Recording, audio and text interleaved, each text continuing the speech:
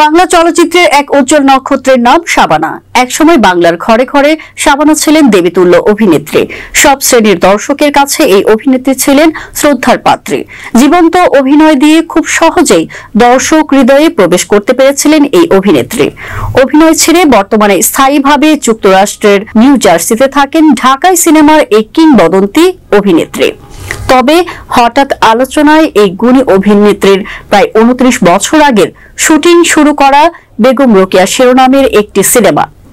বেগম রোকেয়া হয়ে আবারও পর্দায় ফিরছেন শাবানা, এমন আলোচনায় শাবানা ভক্তদের কৌতূহল। তবে কি সত্যিই পর্দায় ফিরছেন শাবানা? শাবানার স্বামী প্রযোজক ওয়াহিদ সাদিক গণমাধ্যমকে জানান, ছাত্র জনতার গণ অভ্যুত্থানের পর রংপুর ও বেগম রোকেয়া বিশ্ববিদ্যালয় এখন অনেক বেশি আলোচিত। বর্তমান বাস্তবতায় বেগম রোকেয়া নিয়ে ছবি নির্মাণও অনেক বেশি প্রাসঙ্গিক। এই কারণেই ২৯ বছর আগে বন্ধ হওয়া বেগম রোকেয়া চলচ্চিত্রটি বানানোর প্রস্তুতি নিচ্ছেন তিনি। তবে শাবানা এখন আর বেগম রোকেয়া চরিত্রে অভিনয়ের পর্যায়ে নেই। তাছাড়া তিনি অভিনয়ে ফিরবেনও না, তাই চরিত্রটি নিয়ে কয়েকজনের কথা মনে মনে ভেবেছেন। এ মাসের মাঝামাঝি তিনি দেশে ফিরবেন, এরপর সিদ্ধান্ত নেবেন কে হতে পারেন বেগম রোকেয়া।